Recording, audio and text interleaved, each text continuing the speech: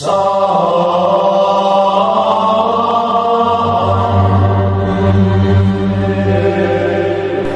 Sulaiman berkata, "Ya Tuhanku, ampunilah aku, anugerahkanlah kepadaku kerajaan yang tidak dimiliki oleh seorang pun sesudahku." Nabi Sulaiman alaihissalam adalah manusia terkaya sepanjang sejarah kehidupan manusia di muka bumi. Dalam beberapa kitab suci seperti Al-Quran, Alkitab, Injil, Nabi Sulaiman dijelaskan sebagai manusia terkaya yang pernah hidup di muka bumi. Tidak ada satupun manusia yang bisa mengalahkan total kekayaannya hingga hari kiamat tiba nanti.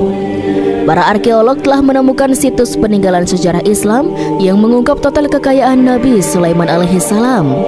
Profesor R.S. bin Yofes, seorang profesor dari Tel Aviv University, seorang peneliti, ia menyatakan bahwa 3000 tahun yang lalu Nabi Sulaiman alaihissalam diperkirakan memiliki kekayaan senilai 2,2 triliun US dollar apabila dikonversikan dengan nilai mata uang dolar saat ini.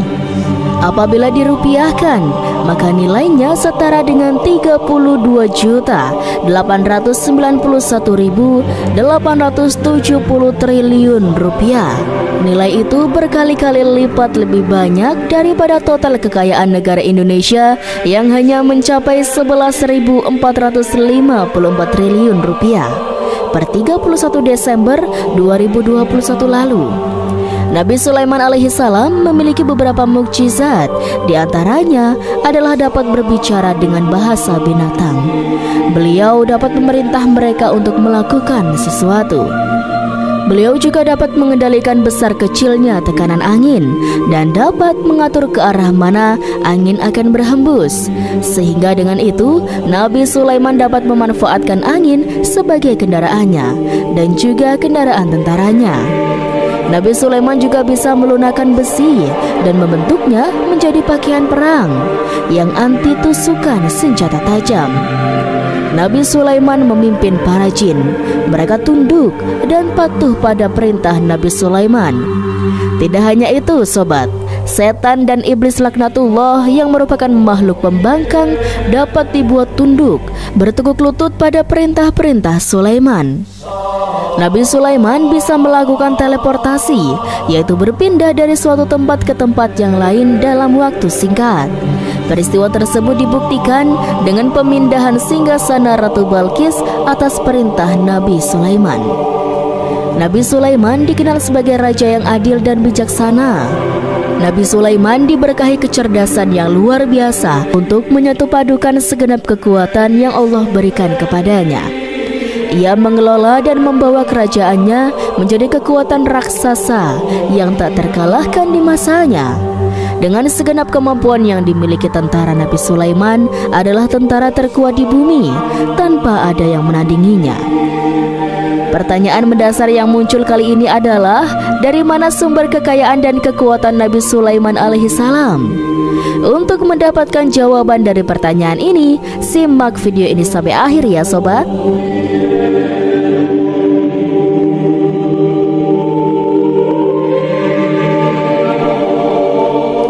Sungguh, kami benar-benar telah menganugerahkan ilmu kepada Daud dan Sulaiman. Keduanya berkata, segala puji bagi Allah yang melebihkan kami dari kebanyakan hamba-hambanya yang mukmin. Sulaiman telah mewarisi Daud dan dia berkata, wahai manusia, kami telah diajari untuk memahami bahasa burung dan kami dianugerahi segala sesuatu. Sesungguhnya semua ini benar-benar karunia yang nyata. Quran Surat An-Naml ayat 15-16. Pada ayat tersebut disebutkan bahwa Sulaiman telah mewarisi Daud. Nabi Sulaiman mewarisi Nabi Daud dalam sisi kenabian dan kekuasaan, bukan mewarisi harta. Karena para nabi tidak mewariskan harta, sebab peninggalan mereka, harta para nabi menjadi sedekah bagi orang-orang yang ada di sekitar mereka, yaitu orang-orang fakir dan orang-orang yang membutuhkan. Dan harta para nabi tidak dikhususkan bagi kalangan keluarganya. Rasulullah SAW bersabda, kami para nabi tidak mewariskan. Nabi Sulaiman mewarisi kenabian dari Nabi Daud. Ini adalah hal yang jelas. Allah telah memilihnya sebagai nabi dari Bani Israel.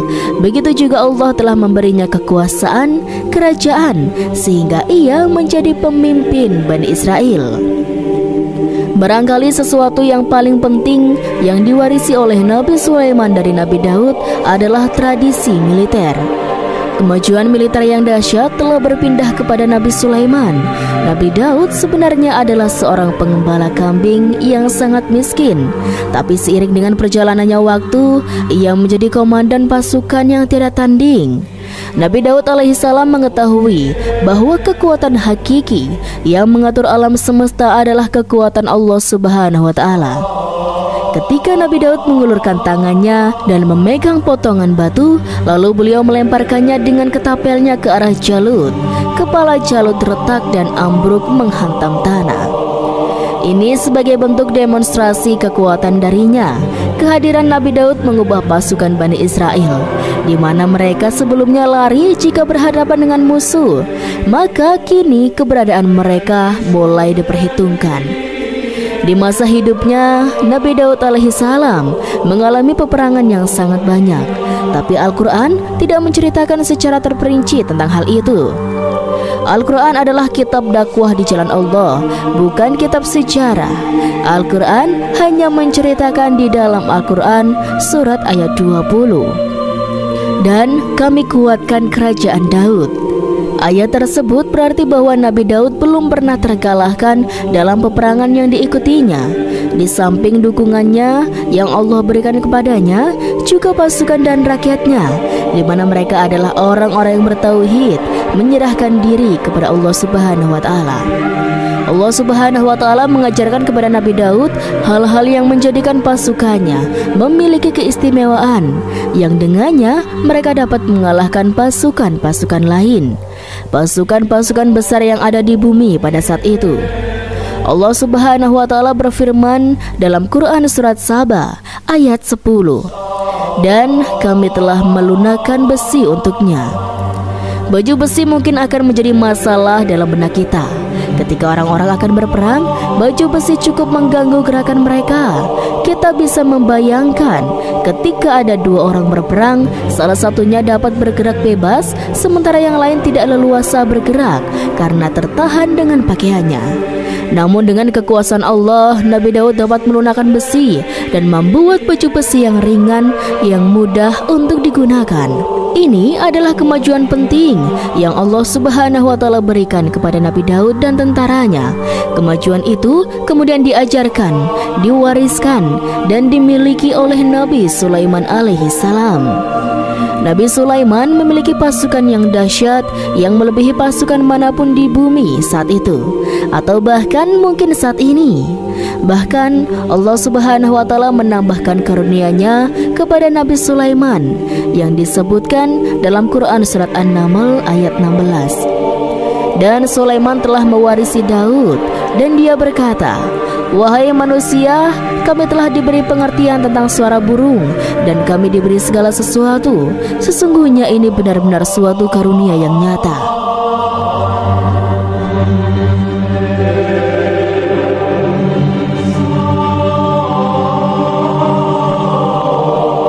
Pada suatu hari, Nabi Sulaiman alaihissalam menengadahkan tangannya, mengangkat tangannya, berdoa kepada Allah Subhanahu wa Ta'ala. Antara hati Nabi dan Allah tidak ada penghalang, tidak ada jarak, tidak ada sekatan waktu. Tak ada satupun dari para nabi yang berdoa kepada Allah Subhanahu wa Ta'ala, wali doanya pasti dikabulkan. Doa Nabi Sulaiman alaihissalam direkam di dalam Quran surat Sad ayat 35. Nabi Sulaiman berkata, "Ya Tuhanku, ampunilah aku, anugerahkanlah kepadaku kerajaan yang tidak dimiliki oleh seorang pun sesudahku." Nabi Sulaiman menginginkan dari Allah suatu kerajaan yang belum pernah diperoleh oleh siapapun setelahnya. Allah Subhanahu wa Ta'ala mengabulkan doa Nabi Sulaiman dan memberinya kerajaan tersebut. Nabi Sulaiman mewarisi kekuasaan, kenabian, hikmah, ilmu dari Nabi Daud alaihissalam. Orang-orang menyebutnya Sulaiman Al-Hakim, Sulaiman yang bijaksana. Kebijaksanaan Nabi Sulaiman tidak terbatas pada keadilannya di tengah-tengah manusia dan juga kasih sayangnya kepada mereka. Namun kebijaksanaan Nabi Sulaiman juga berlaku di kalangan burung dan binatang lainnya. Nabi Daud juga mengenal bahasa burung, tetapi Nabi Sulaiman dapat berbicara dengan bahasa burung. Bahkan ia dapat menggantinya sebagai pembantunya ketika Nabi Daud bertasbih. Gunung-gunung dan burung-burung beserta binatang-binatang buas ikut bertasbih bersamanya. Bahkan angin pun berhenti untuk mendengarkan tasbih itu. Sedangkan Nabi Sulaiman alaihissalam, Allah subhanahu wa ta'ala memberinya karunia lebih dari itu, di mana binatang-binatang buas tunduk kepadanya. Begitu juga angin dan burung. Nabi Sulaiman alaihissalam mampu mendengarkan bisikan semut yang berbicara kepada sesama mereka. Bahkan ia mampu memerintahkan semut tersebut sehingga semut itu menjadi taat pada perintahnya. Pasukan Nabi Sulaiman memiliki kekuatan yang sangat dahsyat di dunia. Belum pernah ada di dunia ini satu pasukan pun yang memiliki kekuatan seperti itu. Kekuatan Nabi Sulaiman berasal dari beberapa kombinasi yang sangat mengagumkan, sehingga karenanya ia tidak dapat tertandingi. Kekuatan itu terdiri dari manusia, binatang-binatang, jin, dan lain-lain sebagainya. Kita mengetahui sobat, bahwa jin adalah makhluk Allah dan manusia tidak mampu melihatnya atau menghadirkannya atau meminta pertolongan kepadanya. Sedangkan Nabi Sulaiman telah diberi Allah suatu kemampuan untuk menundukkan jin, mempekerjakan mereka sebagai tentara di tengah-tengah peperangan. Bahkan ia mampu menjadikan mereka sebagai pekerja-pekerja kasar di kerajaannya saat tidak ada peperangan. Maka karena itu, ketika ada pasukan lain yang mencoba melawan pasukan Nabi Sulaiman, mustahil mereka akan mendapatkan kemenangan. Bahkan pasukan Nabi Sulaiman diperkuat oleh pasukan burung. Burung di pasukan Nabi Sulaiman memerankan tugas penting, yaitu menjadi agen intelijen.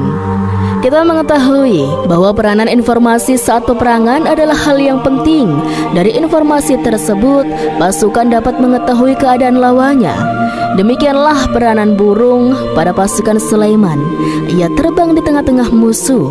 Kemudian ia kembali kepada Nabi Sulaiman untuk menyampaikan berita tentang keadaan lawannya. Di samping jin dan burung, Allah subhanahu wa ta'ala juga menundukkan angin untuk Nabi Sulaiman. Nabi Sulaiman dapat memerintahkan angin, dan ia mampu untuk menaiki angin tersebut bersama tentaranya. Dalam Al-Quran surat Sad ayat 36-40, Allah subhanahu wa ta'ala berfirman, "Kami tundukkan kepada angin yang berhembus dengan baik menurut kemana saja yang dikehendakinya Sulaiman. Dan kami tundukkan pula kepadanya setan-setan, semuanya ahli bangunan dan penyelam, dan setan yang lain yang terikat dalam belenggu. Inilah anugerah kami. Maka berikanlah kepada orang lain atau tahanlah untuk dirimu sendiri dengan tiada pertanggungjawaban, dan sesungguhnya dia mempunyai kedudukan yang dekat pada sisi kami dan tempat kembali yang baik."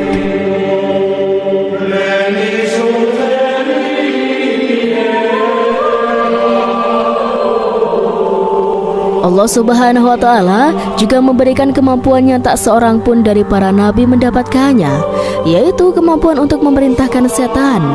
Setan adalah salah satu bagian dari jin. Ia adalah kelompok yang celaka dari bangsa jin. Kelompok ini sebenarnya tidak mampu dikuasai oleh manusia. Bahkan jin yang soleh tidak dapat mengatur setan. Adapun Nabi Sulaiman alaihissalam, Allah telah memberinya kekuasaan untuk menundukkan setan dan memperkerjakan mereka, bahkan mengikatnya dengan rantai serta menghukumnya jika ia menentang pada perintahnya. Setan membangun untuk Nabi Sulaiman istana-istana dan patung-patung dan alat-alat perang.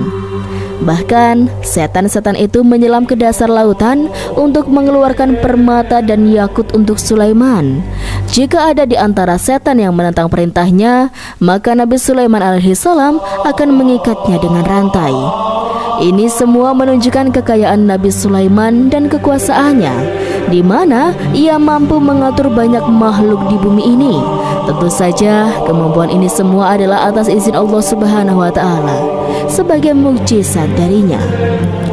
Allah Subhanahu wa Ta'ala berfirman dalam Quran surat Saba ayat 12, dan sebagian dari jin ada yang bekerja di hadapannya di bawah kekuasaannya dengan izin Tuhannya.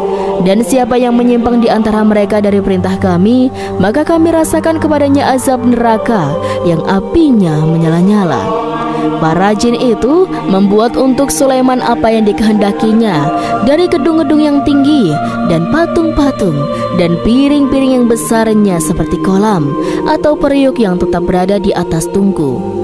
Nabi Sulaiman yang bijaksana adalah penguasa yang tak tertandingi di muka bumi.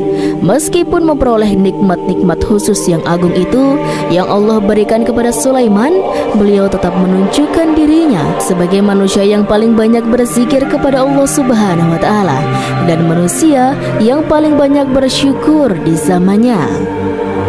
Sebagaimana Allah Subhanahu wa Ta'ala telah memberikan nikmat kepada ayahnya Nabi Daud alaihissalam, di mana ia mampu melunakkan besi, dan Allah mengajarinya bagaimana cara mencairkan besi. Maka Nabi Sulaiman alaihissalam dapat memanfaatkan tembaga yang cair untuk peperangan dan juga di saat perdamaian.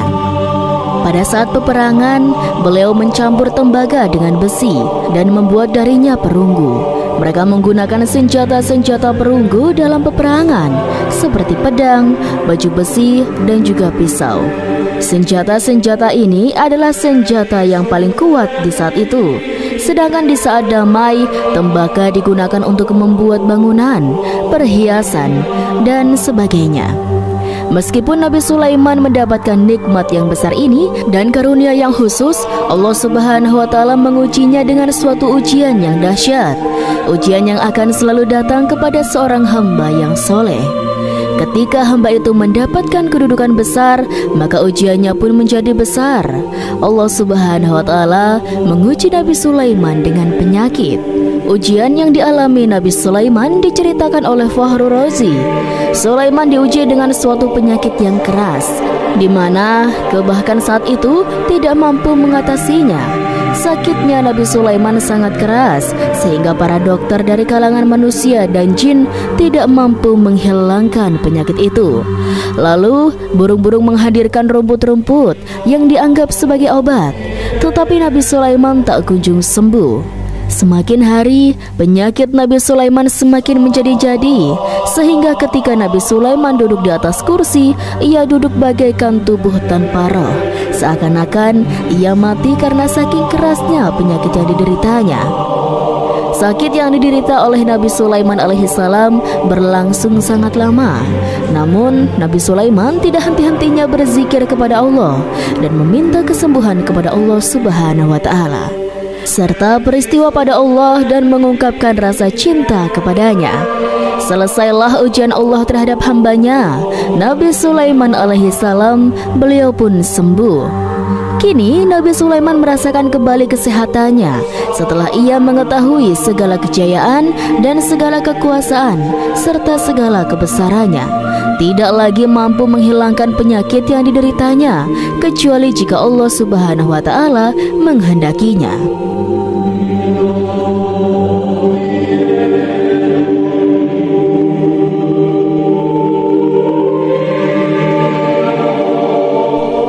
Nabi Sulaiman telah membangun tempat ibadah, tempat sujud, sehingga manusia menyembah Allah di dalamnya.